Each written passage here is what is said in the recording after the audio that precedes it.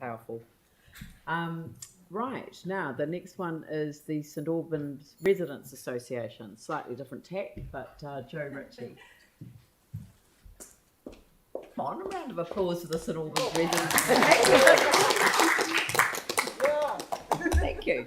Thank you. There you go. I felt that you should get the same encouragement as everyone. You're right. It is a different tack, though, isn't it? Yeah, it is. Different topic, in a way. All about community. All about community, though. Yep. Yeah. So my name's Joe Ritchie, and I am a committee member of St Albans Residents Association, often known as SARA. I'd like to pass on apologies from our chair, Jason Harvey, who's unable to be here tonight due to a clash with a community event that we have. SARA's hosting an event on intensification heritage in the district plan tonight at Kohinga. So that will be very popular, I imagine, in the community. And so we've got quite a few of our committee, including our chair and volunteers, at that event tonight. In terms of the annual plan, we wanted to focus on quality development, particularly in community spaces.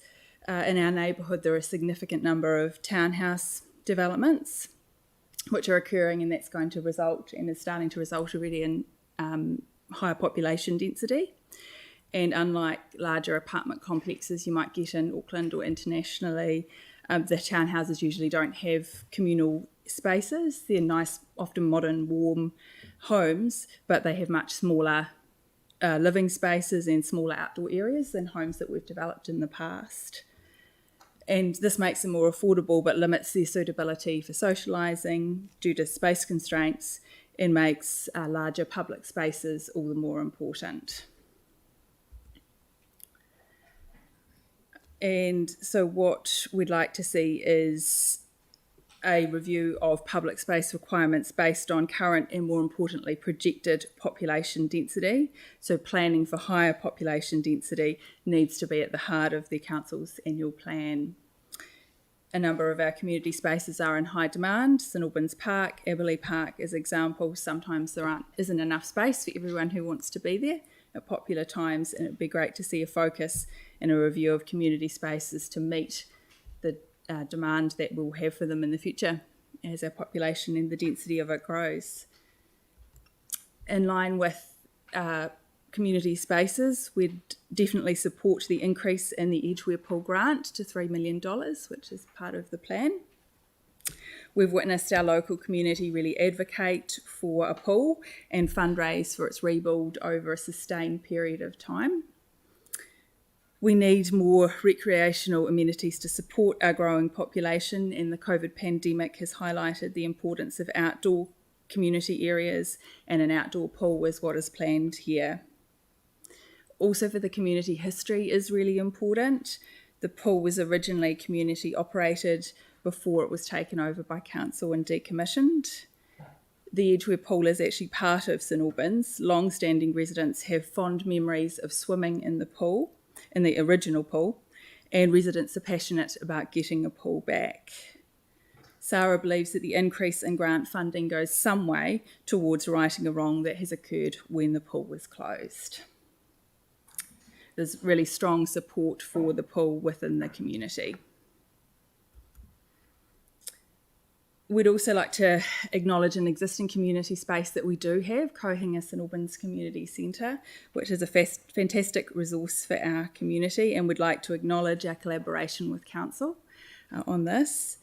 Here are some photos of the centre opening, at the centre itself, and also some produce and things that we've got from our community garden. The centre is a wonderful community asset, and it's a meeting space for many local groups. And the garden is being developed with a lot of enthusiasm, particularly from the leadership and passion of one of our committee members, Alice Holmes. We've also got a beehive that's recently been installed there, and my understanding is that in spring it'll pollinate gardens around the neighbourhood. So the centre is a really important heart of the community, and it's starting to really reach into the community. So we're really hoping that council will continue to support it. SARA does perform the management of the building, and so the arrangement between council and SARA does have financial value as well, I think, to council. in the sense that we do provide the management services. We obtain funding from a number of places, not just the council, and we also have a number of volunteers who work at the centre and provide time and resources. So we're really hoping that we will get ongoing support from council to make contributions to SARA to help manage the centre. For every dollar that's contributed by council, the community is really topping that up through volunteer hours and funding obtained from other sources. It also does generate funding within the community. So we've had recently a fundraiser for a mural that you might see on the screen. I think it might be someone sort of obscure it a little bit there, but you can hopefully see the top of it, which we've fundraised ourselves through public fundraising, $1,600 for a container, painting that container in the garden. So it does start to generate the community putting resources in as well to the centre. We'd also like to talk a bit about intensification briefly. With more development comes the opportunity to make or do development in a way that considers amenity value. And while central government has really taken an increased role in this space in terms of setting the framework, we'd encourage council as much as possible to advocate for development, which has regard to aesthetics and recreational opportunities in the area. We support development and we do support more intense development, but we believe that people who live in St Albans are attracted by the amenity value of the area and the existing community, and we would like to see that maintained. Multi-unit development should add to the amenity value of the area, not compromise it. In another area we'd like to provide a bit of feedback on is transport. We'd like to see increased incentives for people to use public transport within the city and also when commuting from North Canterbury. There are ongoing impacts from the Northern Corridor, including heavy traffic causing people's houses to shake, the speed of vehicles creating safety issues for residents and practical difficulties with moving around the neighbourhood. And we'd like to see these impacts mitigated as much as possible by use of public transport by everyone and particularly by commuters from the north. On a positive note, we'd really like to thank our local councillor for her advocacy in our area, Pauline Cotter, and also the current members of the Waipapa Papanuianis Community Board for their commitment to St Albans.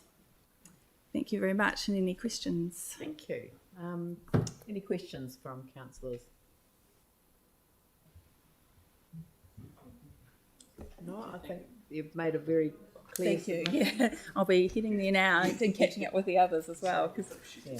But the community centre's going well, I assume. We were on a Saturday, but we got moved, and so and actually that's probably is one point I'd make if I do have 5 minutes, is that if we do have a reschedule of a Saturday time, it's really helpful if we can have an alternative time on a Saturday, even if it's not that Saturday. It's just a number of our committee members are working, and so this was the only other outside of working hour slot that was available, and Saturday was postponed, and I'm sure that there were reasons for that. No, there was. It was a funeral, so yeah, that's why. Yeah. And so that was the reason. But I thought we were going to try and make another Saturday, but the morning wasn't suitable for a lot of submitters. Okay. Saturday mornings are tricky.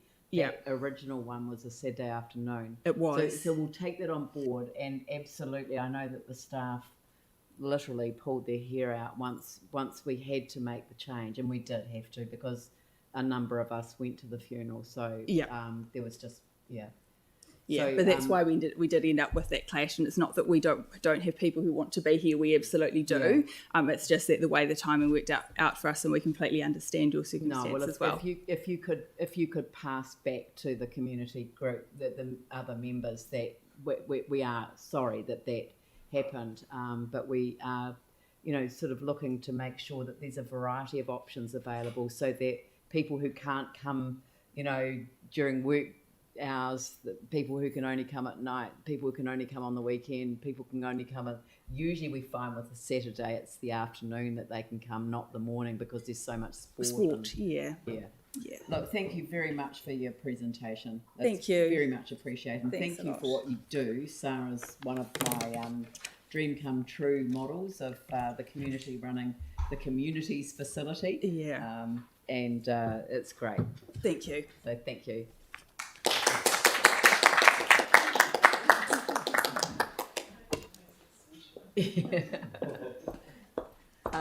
And next